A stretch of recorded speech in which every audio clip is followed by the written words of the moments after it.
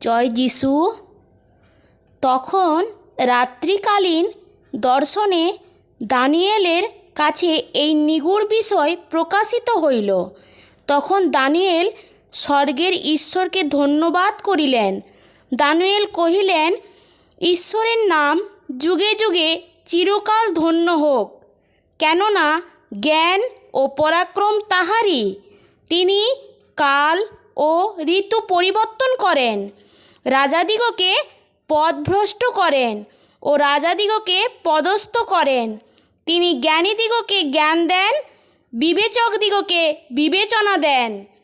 তিনি গভীর ও গুপ্ত বিষয় প্রকাশ করেন।